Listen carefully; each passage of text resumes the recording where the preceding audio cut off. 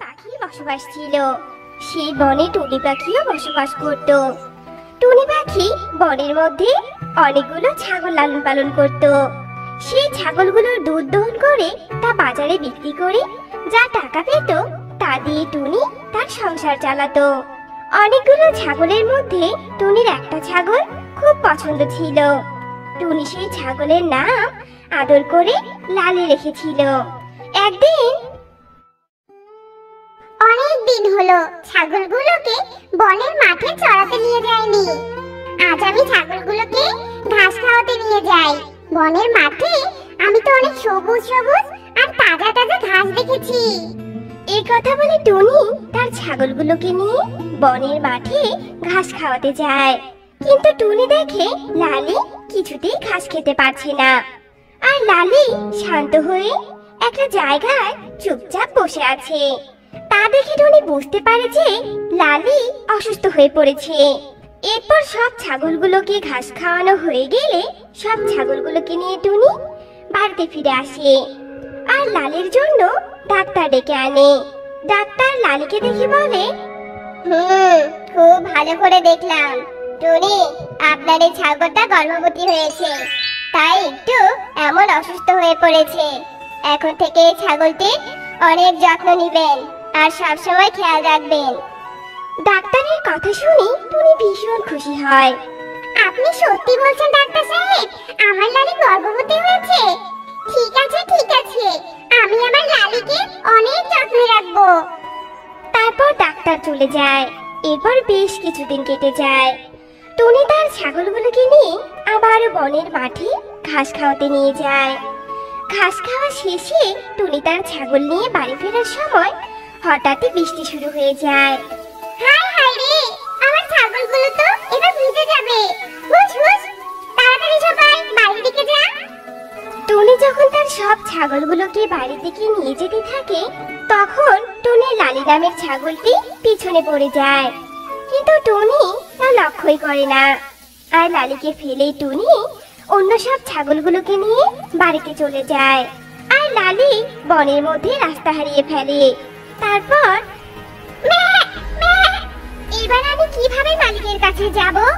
আমি তো বৃষ্টিতে ভিজে যাচ্ছি। আমি তো পথ ভুলে অন্য পথে চলে এসেছি। এদিকে আমি আবার গর্ভবতী, আমার পেটের বাচ্চাটার তো ক্ষতি হয়ে যাচ্ছে।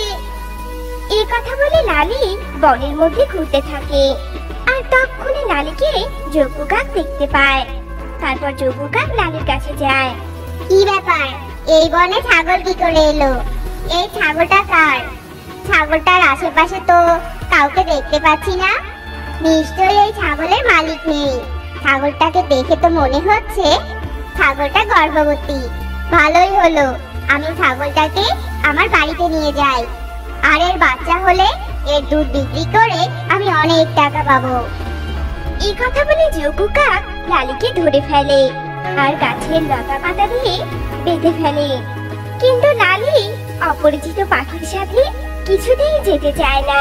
কিন্তু যজ্ঞ কাক জোর করে তার সাথে লালিকে বাসায় নিয়ে যায়।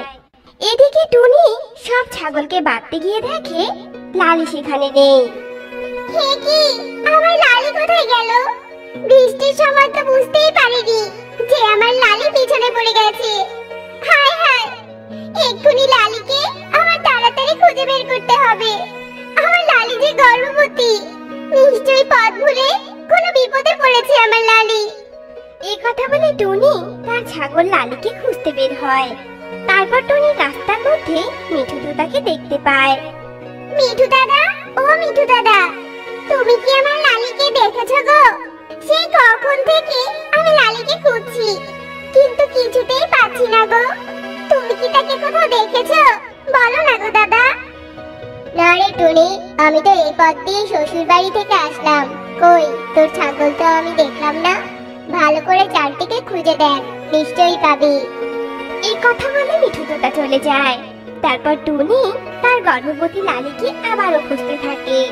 অবশেষে লালিকে খুঁজে না পেয়ে টুনি বাড়ি ফিরে আসে আর কাঁদতে কাঁদতে বলে, হায় ঈশ্বর, সব জায়গায় তো আমি আমার লালিকে খুঁজলাম, কিন্তু কোথাও তো আমার লালিকে আমি পেলাম না। ঈশ্বর, আমার ভুলের জন্যই আজ লালিকে আমি হারিয়ে ফেলেছি। আমি কিভাবে আমার লালিকে পাবো? এভাবেই বেশ কিছুদিন কেটে যায়। এদিকে যজ্ঞ কাক লালিকে এনে অনেক অত্যাচার করতে থাকে। এই নে, তোর জন্য শুকনো খড় আনলাম, তাড়াতাড়ি খেয়ে নে। আর তোর বাচ্চা হয় না কেন? হ্যাঁ, তোর বাচ্চা হয়ে গেলেই আমি তোর বাচ্চাকে বাজারে বিক্রি করে দিব। আর কতদিন আমি তোকে বিনা কারণে পালবো বলতো? তুই কবে বাচ্চা দিবি আমাকে বল? আমি এই শুকনো খড় খাবো না, আমি আমার মালিকের কাছে যাব। তুমি আমাকে ছেড়ে দাও, আমার অনেক কষ্ট হচ্ছে। আর আমি কিছুতেই আমার ছানা হলে তোমাকে দিব না। তুমি একটা শয়তান পাখি। আমি গর্ভবতী জেনেও তুমি আমাকে কত কষ্ট দিচ্ছ। ছেড়ে দাও বলছি আমাকে, আমি আমার মালিকের কাছে যাব। কি? আমি শয়তান? আমার শয়তানি তুই কি দেখেছিস? হ্যাঁ, এই শুকনো খড়ই তোকে খেতে হবে। তোর কষ্ট দেখে আমার কোনো লাভ নেই। আমার তো তোর দুধ দরকার, আর তোর ছানাটাকে দরকার। দেখ, তোকে কি করে খাওয়াতে হয় আমারও ভালো করে জানা আছে। এই কথা বলে যজ্ঞ কাক একটা লাঠি এনে ছাগলকে মারতে থাকে। আর ছাগল মারের প্রচন্ড ব্যথায় অনেক কাঁপতে থাকে। মেরো না আমাকে, আর মেরো না, আমি এক্ষুনি শুকনো খড়গুলো খাচ্ছি।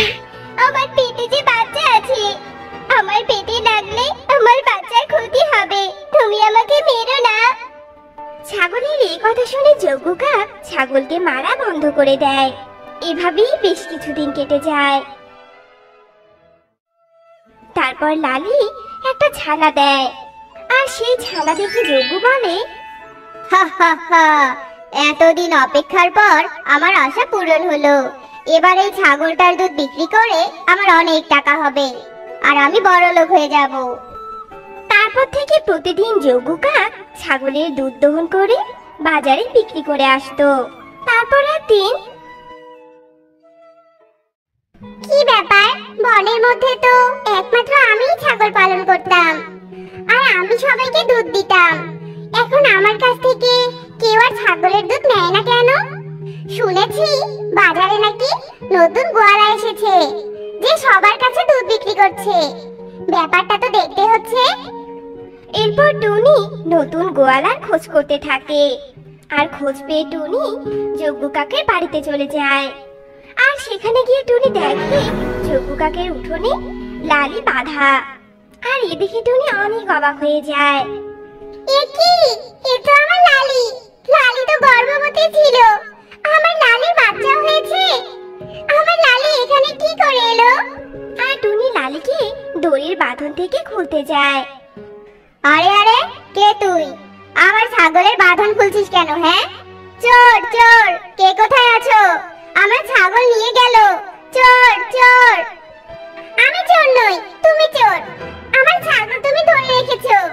আমার ছাগল তুমি ফিরিয়ে দাও, না হলে কিন্তু আমি বনের বিচারপতিকে বিচার দিব। কি? আমি চোর? চল আজকে প্রমাণ করে দিব এটা আমার ছাগল। চল তুই বিচারপতির কাছে।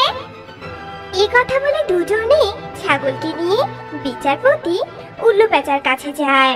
আর উল্লু পেঁচা সব শুনে ছাগলকে বলে, ছাগল, তুমি বলো, কে তোমার আসল মালিক?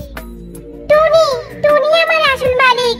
আমি গর্ভবতী অবস্থায় হারিয়ে যাই। আর এই যজ্ঞ কাক আমাকে জোর করে এনে তার কাছে আটকে রাখে।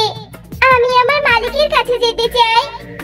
ছাগলের মুখে এই কথা শুনে যজ্ঞ কাক অনেক রেগে যায় আর বলে, না না, এ ছাগল মিথ্যা কথা বলছে। নিশ্চয়ই টুনি আমার ছাগলকে কোনো জাদু করেছে, তাই এমন উল্টোপাল্টা কথা বলছে। এই কথা শুনে উল্লু পেঁচা কিছুক্ষণ ভেবে বলে, আমি একটা বুদ্ধি পেয়েছি। যখন কিছুতেই প্রমাণ হচ্ছে না যে ছাগলটা কার, তবে এই ছাগলকে কেটে দুই ভাগ করা হোক। আর যজ্ঞ কাক এক ভাগ দিবে, আর এক ভাগ টুনি দিবে। এই তো, এভাবেই তো ছাগলটা সমান ভাগ হয়ে গেল। উল্লু পেঁচার এমন কথা শুনে যজ্ঞ কাক রাজি হয়। আর টুনি কেঁদে উঠে বলতে থাকে, না, কিছুতেই না, এই ভাগ আমি চাই না। যজ্ঞই আমার ছাগলকে নিয়ে নি। আমি বুঝে গেছি কে এই ছাগলের আসল মালিক। টুনি হলো এই ছাগলের মালিক, কারণ নিজের ভালোবাসার জিনিস কেটে কেউ ভাগ করতে চায় না। আর যজ্ঞ কাকের মনে ছাগল নিয়ে কোনো ভালোবাসা তৈরি হয়নি, তাই টুনি আসল মালিক। তাহলে যজ্ঞ, বুঝতেই তো পারছো সবটা। তাহলে তুমি তোমার নিজের মুখে সবটা স্বীকার করো, না হলে আমি তোমাকে কঠিন শাস্তি দিব। এই কথা শুনে যজ্ঞ কাক নিজের মুখে সবটা স্বীকার করে আর তার দোষটাও স্বীকার করে। আর সব শুনে উল্লু পেঁচা টুনিকে তার ছাগল ফিরিয়ে দেয়, আর যজ্ঞ কাককে গাছের সাথে বেঁধে শাস্তি দেওয়া হয়। আর টুনি তার ছাগল লালিকে আর লালির ছোট ছানাকে নিয়ে মনের আনন্দে বাড়ি ফিরে যায়। তো বন্ধুরা, এই গল্প থেকে আমরা এটাই শিখলাম যে জোর করে